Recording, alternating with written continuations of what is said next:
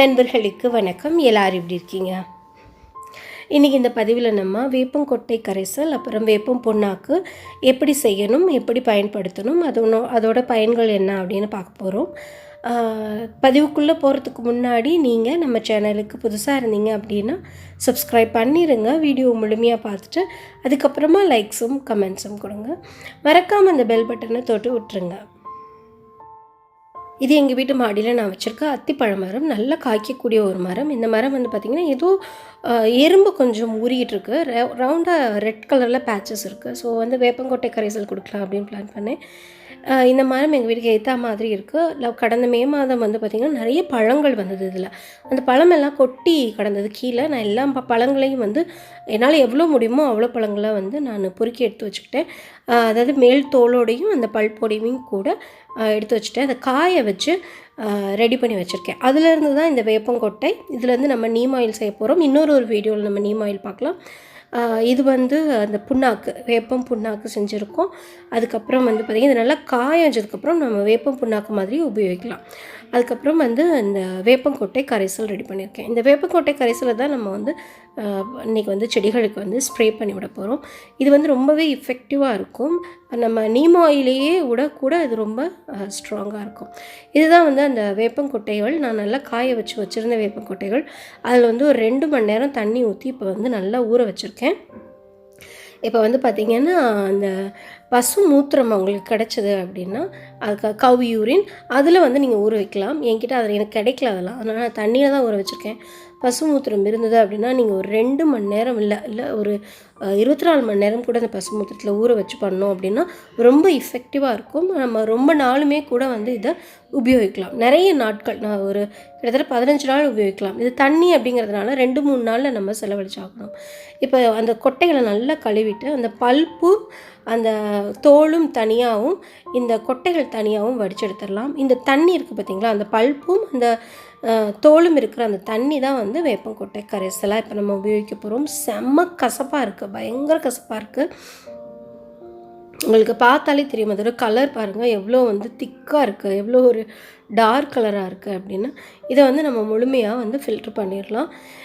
இந்த தண்ணியை நம்ம கொடுக்கும்போது, நம்ம ஸ்ப்ரே பண்ணும்போது பூச்சி, ஃபங்கஸ்ஸு, ஏதாவது மற்ற குட்டி குட்டி இன்செக்ட்ஸ் வருதுன்னா எல்லாமே, மீலி பக்ஸு, எந்த எறும்பு, எல்லா விதமான பூச்சியுமே இது கண்ட்ரோல் பண்ணும். ஸ்பெஷலி இந்த மழைக்காலத்தில், மழைக்கு அப்புறம் இருக்கிற இந்த சீசனில் நல்ல பூச்சிகள் வரும். அந்த நேரத்தில் ஸ்ப்ரே பண்ணி விட்டோம் அப்படின்னா நல்ல ஒரு இது கிடைக்கும். இதுதான் பாருங்கள், நம்ம அந்த சக்கையை தனியாக பிரித்து வச்சாச்சு. அது வந்து நம்ம காய வச்சு அது வேப்பம் புண்ணாக்காக யூஸ் பண்ண போகிறோம்.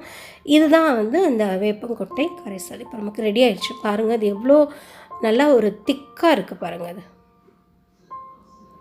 இதை நீங்கள் ஃப்ரிட்ஜில் வச்சிங்க அப்படின்னா ஒரு 15 நாள் 20 நாள் யூஸ் பண்ணலாம். அப்படி இல்லை அப்படின்னா 2 நாள் 3 நாள்லேயே வந்து இதை காலி பண்ணிடுங்க.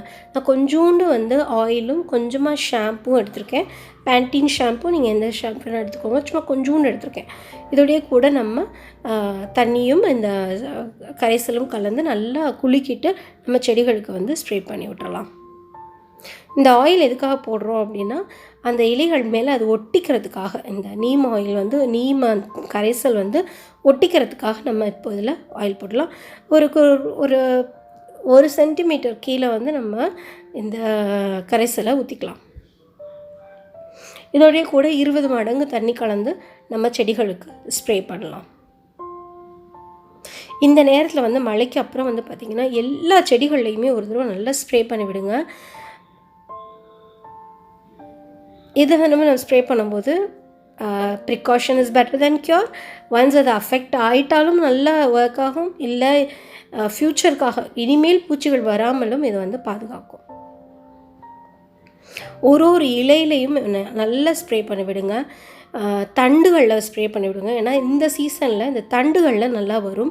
ஸோ தண்டில் ஸ்ப்ரே பண்ணுங்கள். நீங்கள் வந்து சீட்லிங்க், அதாவது இப்போ தான் விதையிலேருந்து செடி வந்திருக்கு அப்படின்னா அதுகளுக்கு வந்து நம்ம 40 டைம்ஸ் தண்ணி ஜாஸ்தியாக கலந்து அதில் வந்து நம்ம ஸ்ப்ரே பண்ணி விடலாம்.